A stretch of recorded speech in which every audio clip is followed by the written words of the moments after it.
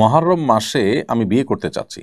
কয়েকজন বললেন মহররম মাসে বিয়ে করা নিষেধ, আবার অনেককে বলতে শুনেছি জন্মের মাসে বিয়ে করা নিষেধ। এসব বিশ্বাস শরীয়তসম্মত কিনা? আমি একটু রসিকতা করে বলি, এমনিতেই অভিভাবকরা ছেলে মেয়েদেরকে সময়মত বিয়ে দিচ্ছেন না, যার কারণে নানামুখী সমস্যা এবং সংকট তৈরি হচ্ছে। পরিবার ব্যবস্থাপনা নানাভাবে ক্ষতিগ্রস্ত হচ্ছে এবং দাম্পত্য জীবনে যে সুসম্পর্ক বোঝাপড়া হয় সাধারণত উপযুক্ত বয়সে বিয়ে হওয়ার পর, সেটা না হয়ে দেরি হয়ে গেলে সেটা আসলে আর হয় না।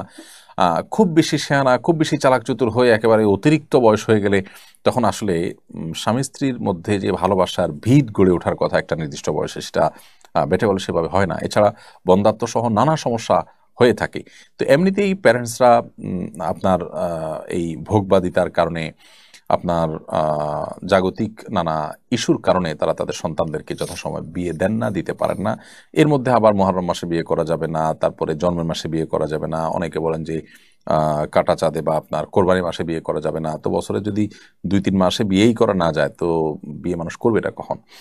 আসলে এরকম কোনো কথা কোন হাদিসে বলা হয়নি।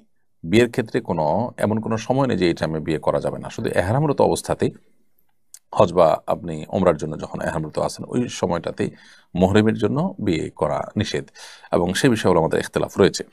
কিন্তু আপনার এর বাইরে রাতে, দিনে, আপনার যে কোনো মাসে আপনি বিয়ে করতে পারবেন। বিধায় মহররম মাসে বিয়ে করা যাবে না এমন কোনো কথা নেই। আবার জন্মের মাসে বিয়ে করবেন না সেরকম কোনো কথাও নেই। এটা সম্পূর্ণ কুসংস্কারাচ্ছন্ন বিশ্বাস। মেয়ের বয়স 12 বছর, তবে বালেগ হওয়ার অন্য লক্ষণ তথা শারীরিক পরিবর্তন দেখা গেলেও পিরিয়ড হয়নি, তার ক্ষেত্রে শরীয়তের বিধান প্রযোজ্য হবে কিনা? দেখুন, ছেলে বা মেয়ে উভয়ের প্রাপ্তবয়স্ক হওয়ার ক্ষেত্রে মূলনীতি হলো যে শারীরিক কাঠামোতে আহ, বালেগ হওয়ার যে আলামতগুলো আছে সেগুলো বা লক্ষণগুলো আছে সেগুলো দেখা গেলে তারা প্রাপ্তবয়স্ক হিসেবে বিবেচিত হবেন, তাদের বয়স যাই হোক না কেন। নানা কারণে, বিশেষ করে সেক্সুয়াল বিষয়গুলোতে যে আপনার পশ্চিমা পৃথিবীর যে বিশেষ এজেন্ডা আছে, আমাদের দেশের এনজিওগুলো যে এজেন্ডা আছে, এগুলোর কারণে মেয়েরা এখন অনেক আগে থেকে তারা প্রাপ্তবয়স্ক হয়ে যাচ্ছে। তো যাই হোক, ছেলে এবং মেয়েদের প্রাপ্তবয়স্ক হওয়ার যে লক্ষণ আছে, বালেগ হওয়ার যে লক্ষণ আছে, শরিয়া দৃষ্টিকোণ থেকে সেই লক্ষণগুলো পাওয়া গেলেই তাদেরকে বালেগ ধরা হবে। যেমন ছেলেদের ক্ষেত্রে দাড়ি গজানো, স্বপ্নদোষ হওয়া ইত্যাদি। মেয়েদের ক্ষেত্রে আপনার পিরিয়ড বা মাসিক শুরু হওয়া, অথবা আপনার স্বপ্নদোষ হওয়া, কিংবা শরীরের কাঠামোতে প্রাপ্তবয়স্ক নারীর মতো পরিবর্তন আসা, এর কোনোটি আসলেই কিন্তু তিনি প্রাপ্তবয়স্ক হিসেবে বিবেচিত হবেন। এর বাইরে যদি এই আলামতগুলো, চিহ্নগুলো, লক্ষণগুলো দেখা না যায় অথচ তার বয়স 15 হয়ে যায়, তাহলে সেক্ষেত্রে তিনি অবশ্যই বালেগ হয়ে যাবেন। তো লক্ষণ পাওয়া গেলেই তিনি প্রাপ্তবয়স্ক হবেন। বয়স 12 কি 11 সেটা বিবেচ্য নয়। লক্ষণ যদি পাওয়া না যায় তাহলে সর্বশেষ সীমানা হলো 15 বছর। সম্প্রতি বাংলাদেশে একজন তারকা দাবাড়ু দাবা খেলার তো অবস্থায় স্ট্রোক করে ইন্তেকাল করেছেন। ফেসবুকে তার এই মৃত্যু নিয়ে কটুবাক্য উচ্চারণ করছেন অনেকে।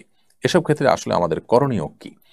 দেখুন, আহ, একজন মানুষ তিনি দাবার মতো খেলায় লিপ্ত, যেটি শরীয়তে নিষেধ, হাদিসে পরিষ্কারভাবে নিষিদ্ধ রয়েছে। ইমানদার হাতে এত অহেতুক সময় যে তিনি এভাবে ফালতু সময় নষ্ট করবেন।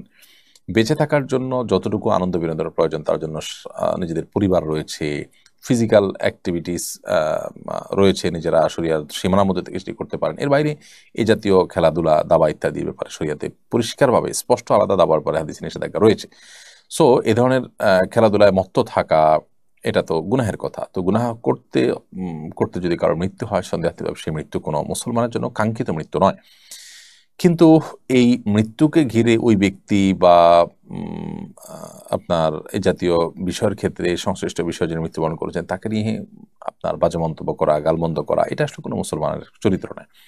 মুসলমান এরকম পরিস্থিতিতে তার জন্য সমবেদনা প্রকাশ করবে, তার এই মৃত্যুটা ভালো মৃত্যু ছিল না সেজন্য সিম্পেথি দেখাবে, তার এই মৃত্যুটা অনাকাঙ্ক্ষিত সেটি প্রকাশ করবে, অন্যদের জন্য দাওয়াতের কাজ হয় সেভাবে কথা বলবেন। কিন্তু কোনোভাবেই তাকে আঘাত করে, বিশেষ করে তাকে জাহান্নামে পাঠিয়ে দেওয়া, জাহান্নামী হিসাবে বলা, এই কাজগুলো করার সুযোগ নেই। কারণ হলো, কোনো ব্যক্তির, তিনি যদি মুসলিম হয়ে থাকেন, গুনাহ করতে করতেও যদি মৃত্যু হয়ে যায়, তারপরও তার জাহান্নামী হওয়ার সার্টিফিকেট দেওয়া এটা আমার দায়িত্বের মধ্যে পড়ে না।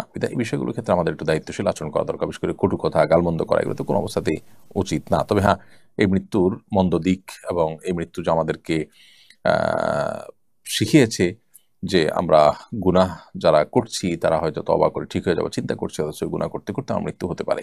সেই ভয়াবহ বিষয়টি আমরা অন্যদেরকে দাওয়াতের উদ্দেশ্যে তুলে ধরতে পারি। সেই সাথে ওই ব্যক্তির জন্য আমাদের একজন মুসলিম ভাই তিনি, সেই হিসাবে তার জন্য আমাদের সিম্প্যাথি কাজ করবে যে তিনি একটা ভালো মৃত্যু পেলেন না, একটা খারাপ কাজ করতেও তার মৃত্যু হলো, এটা কতই না দুর্ভাগ্যজনক তার জন্য। কিন্তু তাই বলে তাকে গালমন্দ করা বা বাজে মন্তব্য, কটূক্তি করা এটা উচিত নয়।